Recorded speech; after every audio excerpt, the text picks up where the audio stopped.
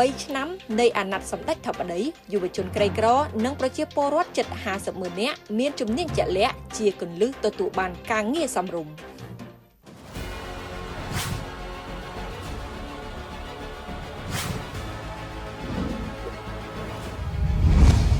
ធនធានគីអភិវឌ្ឍជនបទនិងកសិកម្ម ARDB ដើម្បីកសិករនិងអភិវឌ្ឍសេដ្ឋកិច្ចសង្គមភាពរីករាយនៅពេលដែលមានជំនួយការហិរញ្ញវត្ថុនៅក្បែរខ្លួននេះដោយសារពួកគាត់បានប្រើប្រាស់ ARDB Mobile App ដើម្បីប្រើប្រាស់សេវាធនាគារតាមទូរស័ព្ទដៃលោកអ្នកតម្រូវឲ្យមានគណនីសន្សំ ARDB បើគណនីសន្សំជាមួយធនាគារ ARDB ដើម្បីប្រើប្រាស់សេវាធនាគារដែលនៅជាមួយអ្នកគ្រប់ពេល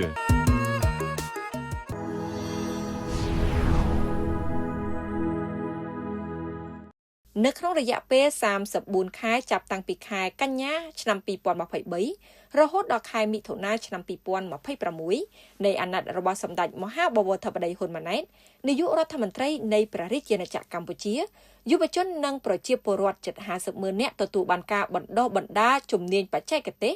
និងវិជ្ជាជីវៈដែលជាគន្លឹះដ៏សំខាន់សម្រាប់ទទួលបានការងារសមរម្យចំណូលប្រសើរនិងអនាគតកាន់តែច្បាស់លាស់សមិទ្ធផលនេះឆ្លុះបញ្ចាំងពីការបដិញ្ញាចិត្តរបស់រាជរដ្ឋាភិបាលនីតិកាលទី7នៅក្នុងការប្រែក្លាយអតិភិបមនុស្សនៃយុទ្ធសាស្ត្របញ្ចកោណដំណាក់កាលទី1ទៅជាលទ្ធផលជាក់ស្ដែងសម្រាប់ប្រជាពលរដ្ឋជាពិសេសយុវជនមកពីគ្រួសារក្រីក្រនិងគ្រួសាររងហានិភ័យ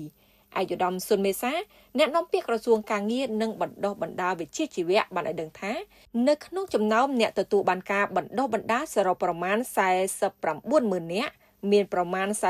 41,500 នាក់ទទួលបានការបណ្ដុះបណ្ដាលក្រោមក្រសួងការងារនិងប្រមាណ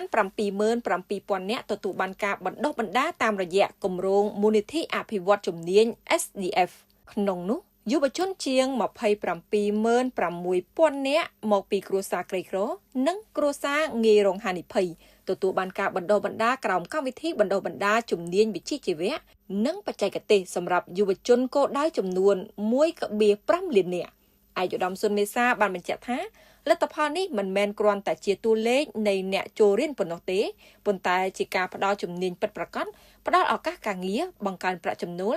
និងកសាងអនាគតថ្មីជូនយុវជននិងប្រជាពលរដ្ឋជាពិសេសអ្នកមកពីគ្រួសារក្រីក្រនិងគ្រួសារងាយរងហានិភ័យអ្នកនាំពាក្យរូបនេះបន្តថាជំនាញជាក់លាក់មួយប្រៀបដូចជាទ្រព្យសម្បត្តិជាប់ខ្លួនដែលអាចជួយយុវជនឲ្យមានសមត្ថភាពចូលទីផ្សារការងារទទួលបានការងារសមរម្យ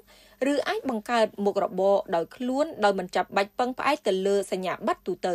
តាមរយៈការបណ្ដុះបណ្ដាលធីវេតសិស្សនិងយុវជនមិនត្រឹមតែរៀនទ្រឹស្ដីនៅក្នុងថ្នាក់ប៉ុណ្ណោះទេប៉ុន្តែថែមទាំងទទួលបានការអនុវត្តជាក់ស្ដែងនៅតាមរោងជាងមន្ទីរពិសោធន៍មជ្ឈមណ្ឌលបណ្ដុះបណ្ដាលសហគ្រាសក្រុមហ៊ុននិងរោងចក្រថែមទៀតផងការផ្សារភ្ជាប់រវាងការសិក្សានិងតម្រូវការជាក់ស្ដែងរបស់និយោជកជួយឲ្យអ្នកសិក្សាមានជំនាញដែលអាចប្រើប្រាស់បានភ្លាមៗដើម្បីធានាគុណភាពនិងឆ្លើយតបទៅនឹងទីផ្សារការងារក្រសួងបានរៀបចំស្តង់ដារបណ្ដុះបណ្ដាលចំនួន256គុណវុឌ្ឍិគ្របដណ្ដប់ទៅលើ116មុខជំនាញព្រមទាំងកញ្ចប់សិក្សាផ្នែកសមត្ថភាពចំនួន399 ម៉ូឌុលស្មើទៅនឹង 2,620 មេរៀនទន្ទឹមនឹងនេះគ្រឹះស្ថានអប់រំបណ្ដុះបណ្ដាលវិជ្ជាជីវៈសាធារណៈនិងឯកជនបានកើនដល់ចំនួន263គ្រឹះស្ថានគណៈគ្រូបច្ចេកទេសចំនួន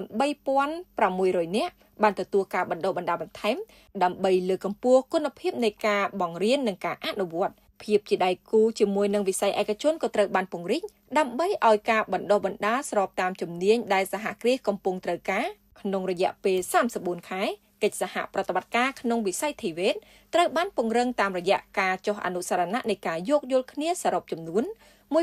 1,260 និងដៃគូទំនាក់ទំនងសហការចំនួន 6,218 ឯកឧត្តមសុនមេសាបានថ្លែងថា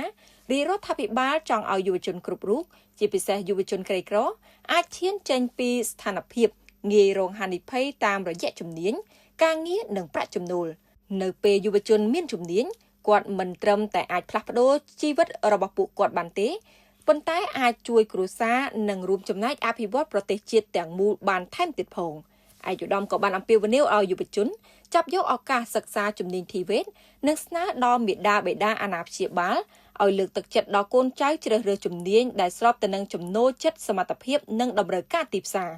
ការជ្រើសរើសរៀនជំនាញគឺជាការជ្រើសរើសអនាគតជំនាញជាក់លាក់មួយអាចនឹងនាំរកការងារសមរម្យប្រាក់ចំណូលមានស្ថិរភាពនិងជីវភាពកាន់តែប្រសើរព្រមទាំងរួមចំណែកកសាងកម្លាំងពលកម្មប្រកបដោយជំនាញផលិតភាពនិងភាពប្រកួតប្រជែងសម្រាប់សេដ្ឋកិច្ចកម្ពុជា។